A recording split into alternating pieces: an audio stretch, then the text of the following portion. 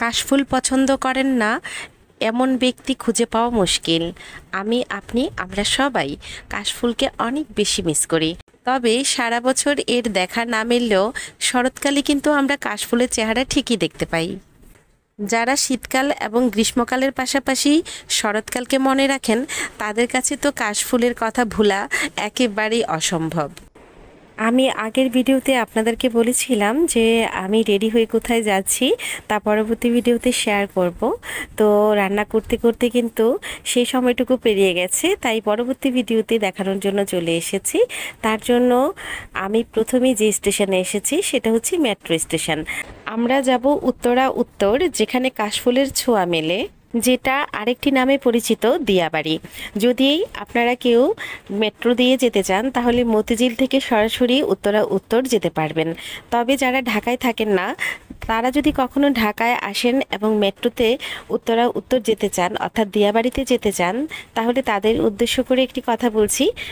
আমরা যেহেতু 4 জন ছিলাম, তাই 4 জনের টিকিট 400 টাকা করে নিয়েছে।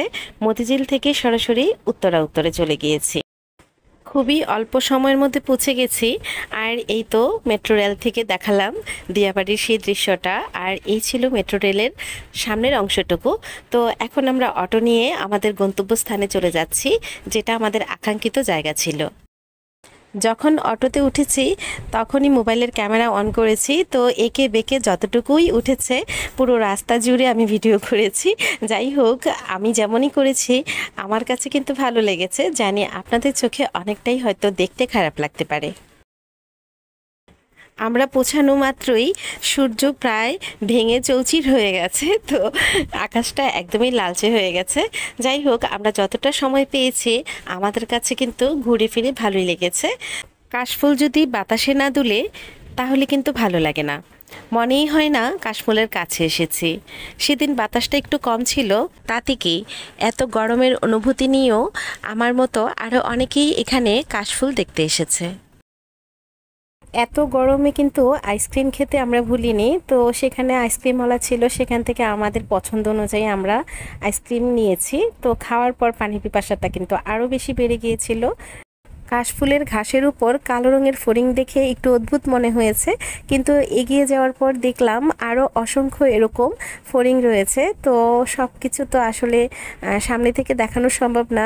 তো এত ফড়িং থাকার সত্ত্বেও আমি কাছ থেকে দেখাতে পারিনি, কারণ যখনই ভিডিওটা করতে গিয়েছি ফড়িংগুলো উড়ে চলে গেছে। ভিডিও করতে করতে নিজের ছবি তুলতেই ভুলে গিয়েছিলাম। তো যখনই সামনের দিকে ক্যামেরা করেছি, ঐশীর বাবাকে বললাম আসো তোমার সঙ্গে একটি ছবি তুলি। তো আমাকে বলছিল দাঁড়াও গগসটা একটু পরে নেই। তো এই আর কি, আমার খুব হাসি পাচ্ছিল। আর এমন ছবি উঠেছে আপনাদের দেখাতে পারবো না, সেজন্য ঢেকে রেখেছি। কাছ থেকে কাশফুল যতটা না সুন্দর লাগে, দূর থেকে কিন্তু তার চেয়ে বেশি সুন্দর লাগে। তো আমার কাছে অনেক ভালো লেগেছে। আর এই তো আমি কাছ থেকেও কিছু কাশফুল ছবি তুলেছি আর সেই সাথে ভিডিও করেছি, আর এগুলো দেখতে মাশাআল্লাহ খুবই সুন্দর লাগছিল। কাশবনে এসে কাশফুলের প্রশংসা যত করব ততই মনে হবে কম হয়ে গেছে। এই তো অনেকেই ঘুরতে এসেছে যাদের নিজস্ব বাইক আছে অথবা গাড়ি আছে, তাদের জন্য কিন্তু অনেকটাই বেটার। আর আমরা যেভাবে গিয়েছি সেভাবেও কিন্তু তত একটা খারাপ লাগেনি। আমরা যেহেতু মেট্রো করে গিয়েছি তাই আমাদের জার্নিটাও খুব ভালো ছিল।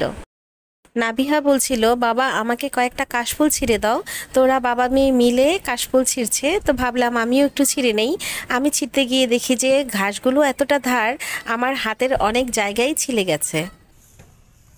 একগুচ্ছ কাশফুল হাতে নিয়ে আমার 2 মেয়েই ছবি তুলেছে, আর একটু পরপরই ওর বাবা এসে একটা দুইটা করে ওদের হাতে দিয়ে গেছে। কিন্তু দুঃখের একটি বিষয়, এই কাশফুলগুলো আমি আমার বাসায় নিয়ে আসতে চেয়েছিলাম, কিন্তু মেট্রো রেলে এই ফুলগুলো আনতে দেয়নি, তাই অনেকটাই খারাপ লেগেছে। অবশেষে ফিরে আসার সময় হয়ে গেছে।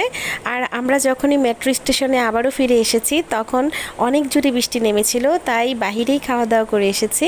এই ছিল আজকের ভিডিওতে ভালো লাগার কিছু মুহূর্ত আপনাদের মাঝে শেয়ার করেছি। ভালো লাগলে চ্যানেলটিকে সাবস্ক্রাইব করবেন এবং পেজটিকে ফলো করে পাশে থাকবেন। আজকের মতো বিদায় নিচ্ছি। আল্লাহ হাফেজ।